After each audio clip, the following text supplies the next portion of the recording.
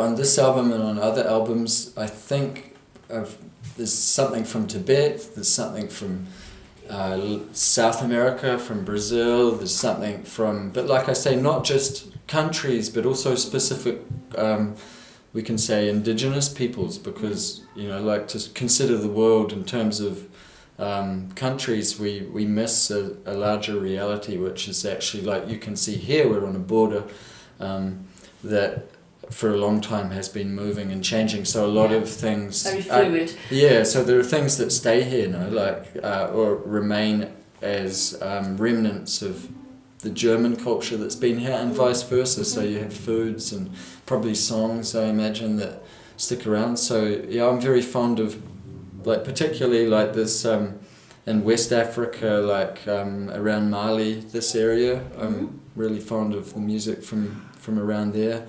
You can hear touches from the Maori culture in New Zealand. So it's like a potpourri, which is not intentional, it's more just that I have an attraction to these sounds, and I felt limited in my own language and my own expression, I guess, at some point. So I wanted to find this resonance, find a language that could in some way bring me closer to something deeper, which is also why I used the word pilgrim. Nine pilgrims, because for me it's music can have this quality that you're going somewhere totally beyond your imagination. Maybe it's a holy place, I'm not sure, maybe the divine has infinite faces. You know, it's my goal to share the music, really, to bring the music and the message in the music, which is actually, it's interesting that this place is on the border, because actually the intention in my music really is to cross borders, and that's why you know, the symbolic animal is the giraffe, which brings a perspective and can take me on a long journey. The music encompasses Arabic motifs, Latin, blues, swing. At times it's like a time machine back to the 30s, you know, like, so for me music is this ultimate border-crossing entity. Does the album deliver any political messages? Oh, and yes, it does. For example, particularly the song Standing Rock Children. You might be familiar with the movement in Dakota in America, which was against the pipeline. Yes. Last year. Personally, yes. Yeah. So the Sioux Indian and their struggle to have the sovereignty, basically, of the water, and so there's the song is about that, and there's also quotes from like Julian Assange, and that song. Maybe for me the main line is from him, which is, "If lies start wars, then truth will start peace." And then the song that follows that song on this album is a homage to Martin Luther King and John Lennon. And it explores in a simple allegorical way how they were killed, but that their intention, maybe you could call it, as Gandhi called it, satyagraha, is this force of truth that keeps going. And so the song is in a way is a homage to that energy, that reflection, that desire to see people all have the same equal fair treatment and respect. And so it's something that's close to me as well. Yeah.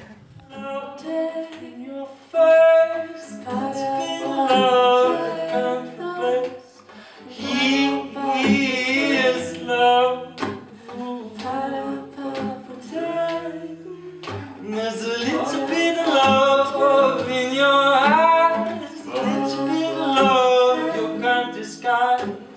He is love, and this time we will rise like a tide.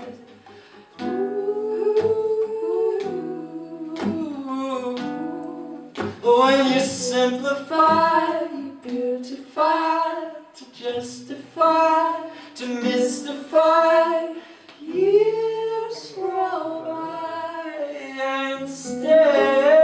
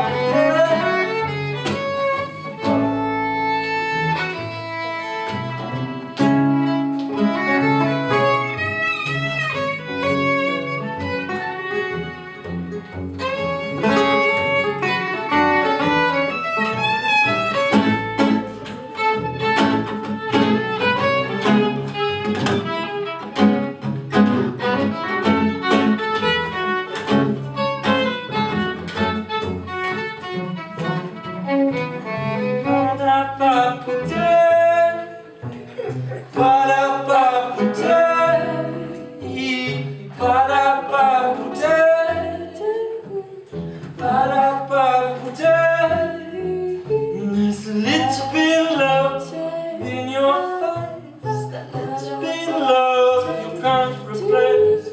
He is love. That little bit of love in your ears, that little bit of love, there'll be no fears. He is love. He is love. And this time we will rise like a tide.